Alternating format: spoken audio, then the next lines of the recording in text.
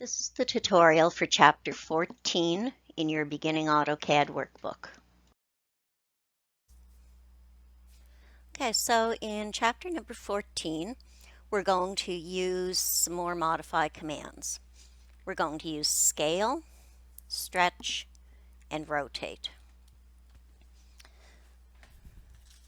Okay, so in your book, the first one they look at is scale.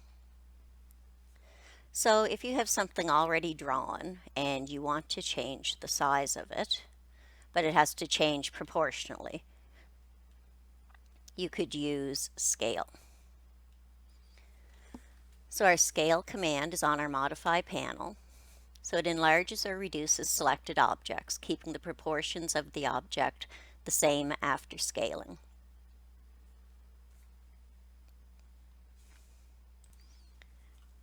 Okay, so scale. You can either type it in your command line or just hit your tool button. Then it says select objects. So I'm going to select my square. Enter. And then it says specify a base point. So wherever I pick the base point to be, that isn't going to move. That's going to stay static. So I'm just going to say this corner. Now it says to specify a scale factor. So I could type something in. If I wanted it to be twice as big, I could type in 2.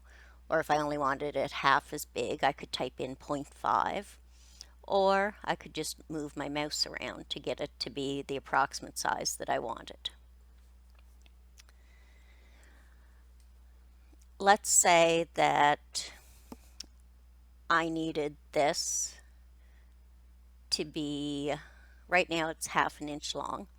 I needed it to be 1.25 inches long.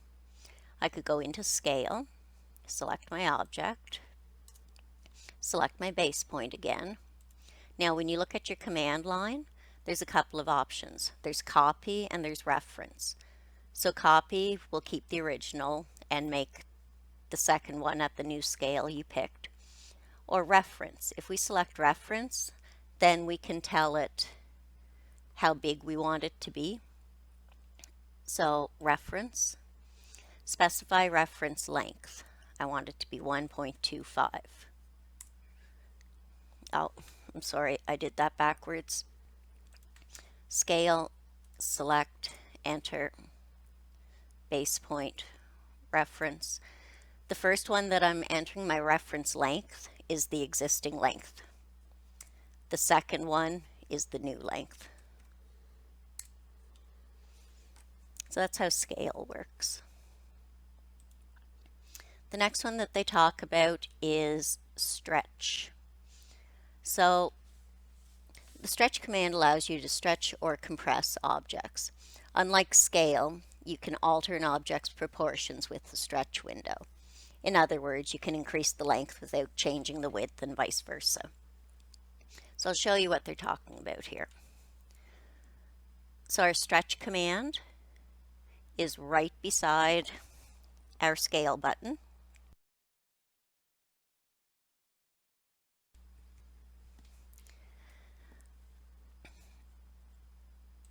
Now, what's important with stretch is that you have to leave part of it. So you have to have something locked in place, and then you're going to stretch the other stuff out away from it. So I'll show you what I'm talking about. I'm going to do a window. Sorry. Now this one might not work. We're going to try it anyway. It might not work since it's already a rectangle, but let's see. So I selected what I wanted to stretch. I'm going to give it a base point. No, it did. Okay, I wasn't sure if it was going to do it or not, but so it left that last little bit that I didn't put inside my window. It left it alone, and now I can stretch the rest of it wherever I want it to be. So I can make it bigger or smaller. I want to show you what happens though if in my crossing window, if I don't leave part of it.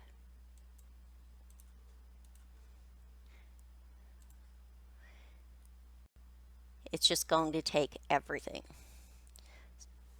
So we want to make sure that we do a window from right to left and leave something locked where we want it to stay. Oops, sorry, I hit the scale command again. So that's how you use stretch.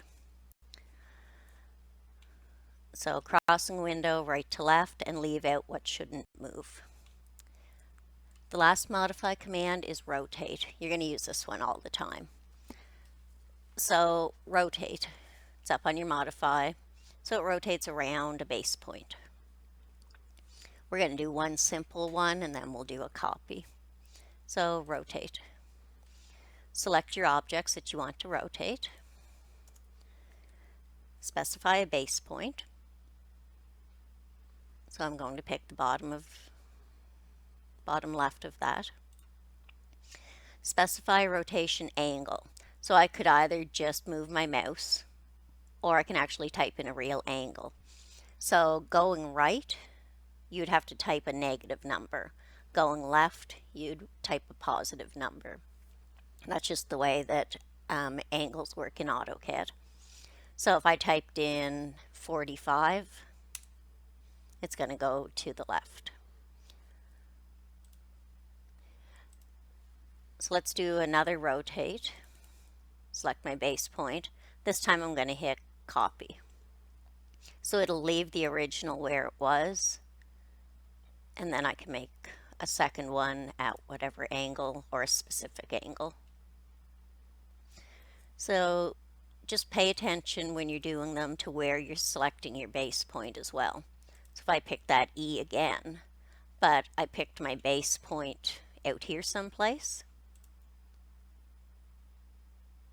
it's going to rotate it around that base point. So those are 3 new modify commands for lesson 14. That's the end of the tutorial for chapter 14.